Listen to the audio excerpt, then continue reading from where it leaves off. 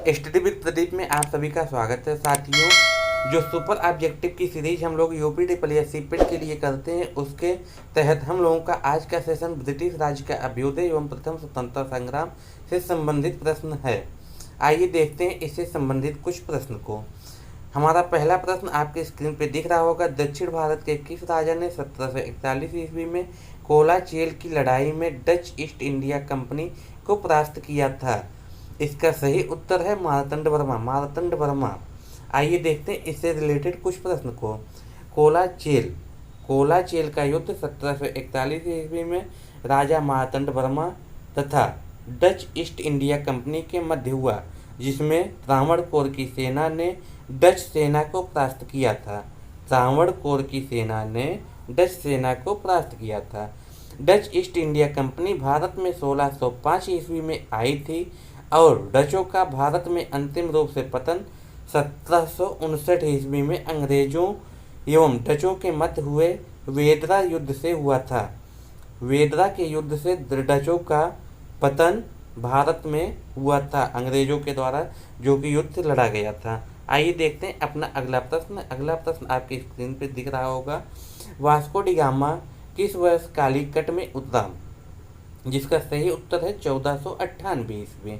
1498 ईस्वी में Vasco D gamma Bharat के कालीकट पर उतरा।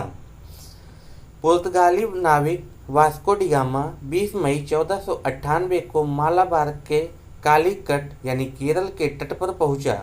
वहां के शासक जमोरिन ने उसका स्वागत किया। 1502 ईस्वी में वह पुनः भारत आया। 1524 ईस्वी में वह तीसरी बार भारत की यात्रा पर आया। वास्को डी गामा तीसरी बार भारत की यात्रा पे कब आया? 1524 ईस्वी में। अगला प्रश्न आपकी स्क्रीन पे। वास्को डी गामा एक पुर्तगाली अन्वेषक ने, यहाँ पे डैश डैश डैश है, इसमें भरना है। वर्ष में भारत के समुद्र मार्ग की खोज की। किस वर्ष में भारत के समुद्र मार्ग की खोज की? निश्चित सी बात है, जब उसने आया तभी मार्ग की खोज की। उसने आया कब? 1498 ईस्वी में। अगला प्रश्न आपकी स्क्रीन पे। प्लासी का युद्ध कब लड़ा गया था? प्लासी का युद्ध कब लड़ा गया था? जी हाँ, इसका सही उत्तर है 1757 ईस्वी। इससे रिलेटेड प्रश्न डिस्क्रिप्शन में आपके लिए। प्लासी का युद्ध 23 जून 1757 ईस्वी को अंग्रेजों तथा बंगाल के नवाब सिराजुद्दौला किसके बीच? सिराजुद्दौला के बीच प्लासी जो कि नदिया जिले में नामक स्थान पर हुआ। इस युद्ध में नवाब सिराजुद्दौला पराजित हुआ और अंग्रेजों द्वारा मीर जाफर को बंगाल का नवाब बना दिया गया। इस युद्ध में अंग्रेजों की ओर से सेनापति रॉबर्ट क्लाइव था। अंग्रेजों की ओर से कौन सेनापति था? Robert Clive. अगला प्रश्न आपकी स्क्रीन पे। प्लासी की लड़ाई अंग्रेजों डैश डैश डैश इसमें भरना है के बीच लड़ी गई थी। यानी प्लासी का युद्ध जो हुआ था वो अंग्रेज और किसके बीच हुआ था? जैसा कि आपने ऊपर पढ़ा है कि सिराजुद्दौला और अंग्रेजों के बीच प्लासी का युद्ध हुआ था। अगला प्रश्न आपकी स्क्रीन पे। इनमें से किस लड़ाई में अंग्रेजों ने बंगाल के नवाब सिराजुद्दौला को हराया था? अभी आपने ऊपर पढ़ते हुए आया है कि 1757 की लड़ाई में, यानी 1757 में प्लासी की लड़ाई हुई, जिसमें अंग्रेजों ने सिराजुद्दौला को हराया था। अगला प्रश्न। बक्सर के युद्ध के बाद ईस्ट इंडिया कंपनी मुगल सम्राट को प्रतिवर्ष का भुगतान करने के लिए सहमत हुई। यानी कितने का भुगतान करने के लिए सहमत हुई थी? जिसका सही उत्तर है 26 लाख। कितना? 26 लाख।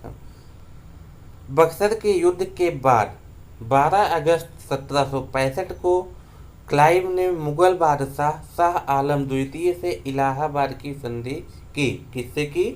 शाह आलम द्वितीय से। कहाँ की संधि की? इलाहाबाद की संधि थी, जिसकी कुछ शर्तें यहाँ दी गई हैं। पहली शर्त, मुगल बादशाह ने बंगाल, बिहार, उड़ीसा की दीवानी कंपनी को सौंप दी। कहाँ की? बंगाल, बिहार और उड़ीसा की दीवानी कंपनी को सौंप दी। कंपनी ने अवध के नवाब से कड़ा और मानिकपुर छीनकर मुगल सम्राट को दे दिया। कंपनी ने मुगल बादशाह को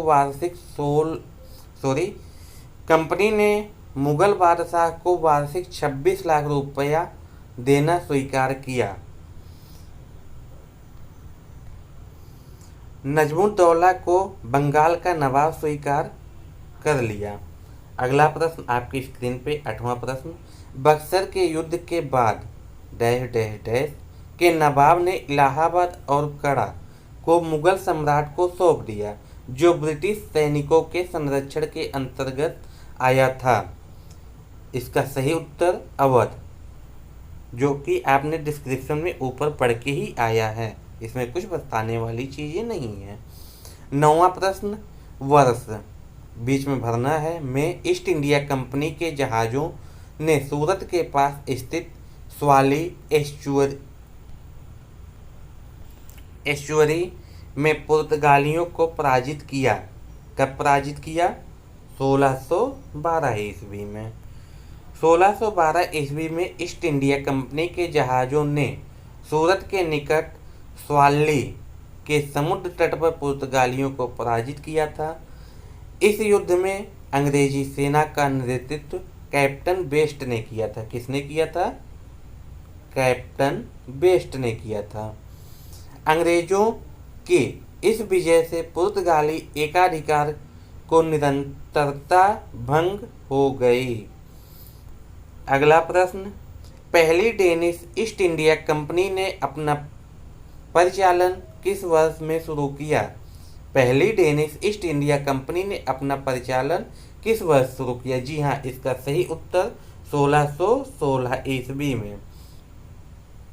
अंग्रेजों के बाद डेनिश 1616 ईस्वी में भारत आए। 1616 ईस्वी में उन्होंने डेनिश ईस्ट इंडिया कंपनी की स्थापना की। 18वीं शताब्दी के अंत तक ये अपनी सभी फैक्ट्रियों को अंग्रेजों के हाथों में बेचकर भारत से चले गए।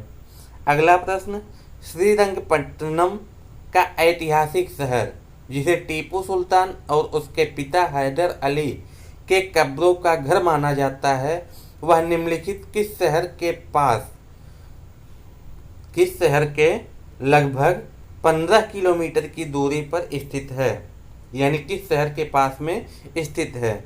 इसका सही उत्तर है option number C, Mysore. Karnataka का ऐतिहासिक शहर श्रीरंगपट्टनम मैसूर के लगभग 15 किलोमीटर की दूरी पर स्थित है। कहाँ पे स्थित है? मैसूर के 15 किलोमीटर की दूरी पर। यहाँ पर हैदर अली और उनके पुत्र टीपू सुल्तान का शासन था। किसका शासन था? हैदर अली और उनके पुत्र टीपू सुल्तान का। अगला प्रश्न आपकी स्क्रीन पर, ब्रिटिश शासन को भारत से उखाड़ फेंकने के लिए इनमें से किसने फ्रांसीसियों की मदद मांगी?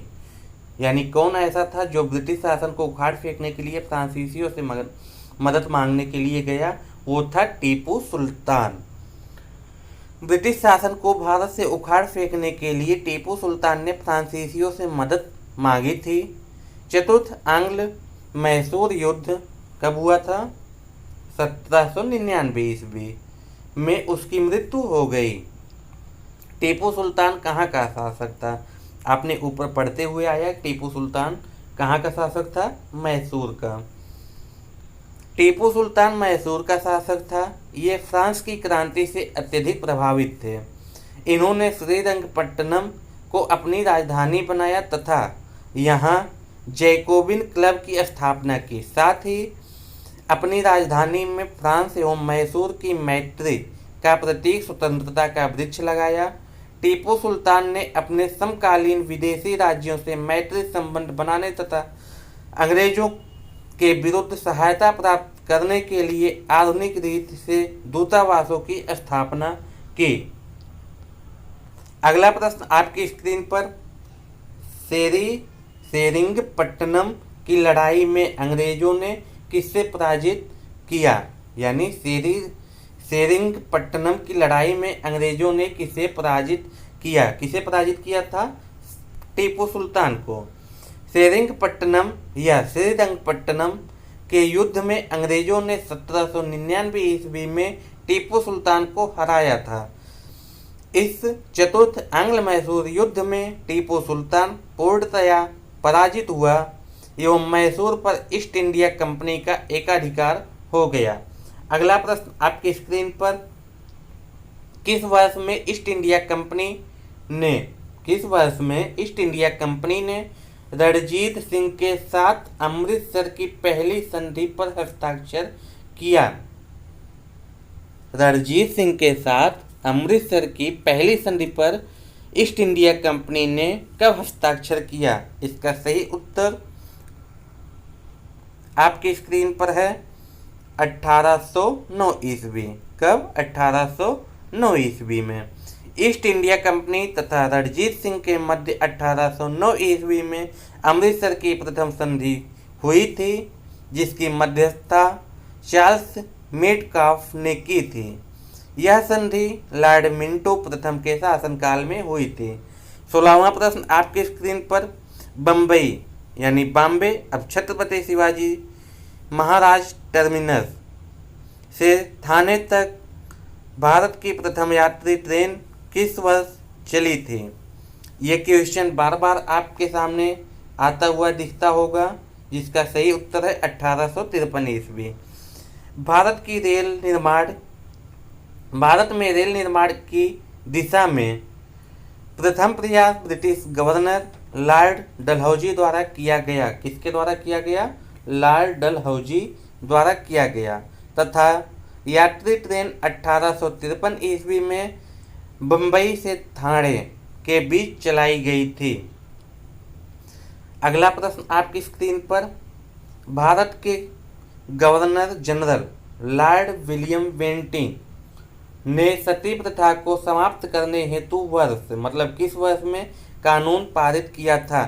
ये प्रश्न यूपीएसआई के लिए बहुत ही इम्पोर्टेंट प्रश्न है। आइए देखते हैं इसका सही उत्तर क्या है। 1829 ईस्वी में भारत के governor general lord William Bentinck ने सती प्रथा को समाप्त करने के लिए वर्ष 1829 ईस्वी में एक कानून पारित किया। अगला प्रश्न, निम्नलिखित में से कौन सा दूसरा प्रांत था जिसने सहायक संधि को स्वीकार किया था? कौन सा ऐसा राज्य था या प्रांत था जिसने सहायक संधि को स्वीकार किया था? और वो दूसरा प्रांत मैसूर दूसरा प्रांत था जिसने सहायक संधि को स्वीकार किया था। भारतीय राज्यों को अंग्रेजी राजनीतिक परिधि में लाने के लिए लॉर्ड वेलेस्ली ने सहायक संधि प्रणाली का प्रयोग किया। सहायक संधि को स्वीकार करने वाला पहला राज्य हैदराबाद। कौन सा राज्य? हैदराबाद, जिसने 1798 तथा 1800 हुआ। दूसरा मैसूर 1799, तंसौर अक्टूबर 1799, अवध 1801, पेशवा 1802, बरार के भोसले 1803, सिंधिया 1804 ईस्वी में जोधपुर, जयपुर, मच्छदेरी, बूंदी तथा भरतपुर स्वीकार किए। सिविल सेवा किसके शासनकाल में प्रारंभ की गई थी? जी हाँ, सिविल सेवा किसके शासनकाल में प्रारंभ की गई थी? लॉर्ड कॉर्नवालिस के समय में। इनको सिविल सेवा का जनक भी कहा जाता है। भारत में सिविल सेवा लॉर्ड कॉर्नवालिस 1786 से 1793, कॉर्नवालिस का कार्यकाल क्या था? 1786 से 1793 ईस्वी के शासनकाल में प्रारंभ की गई थी। लॉर्ड कॉर्नवालिस को भारत में सिविल सेवा का जनक कहा जाता है। उसने कॉर्नवालिस संहिता प्रस्तुत किया, जो कि शक्तियों के पृथक्करण पर आधारित थी। कॉर्नवालिस संहिता किस पर आधारित थी? शक्तियों के पृथक्करण पर आधारित थी। इसने कर तथा न्याय प्रशासन को पृथक कर दिया। कॉर्नवालिस ने पुलिस, कर तथा व्यापार क्षेत्र में अनेक सुधार किए। प्रशासन में कार्यकुशलता के लिए उसने अधिकारियों को घूस, उपहार तथा निजी व्यापार पर पूर्णतया प्रतिबंध लगा दिया। इसके द्वारा शुरू की गई प्रशासनिक व्यवस्था 1858 तक चलती रही। कब तक चलती रही? 1858 ईस्वी तक। तो साथियों, वीडियो कैसा लगा ज़रूर बताएं और वीडियो को लाइक करना, अपने दोस्तों को शेयर करना ना भूलें। धन्यवाद।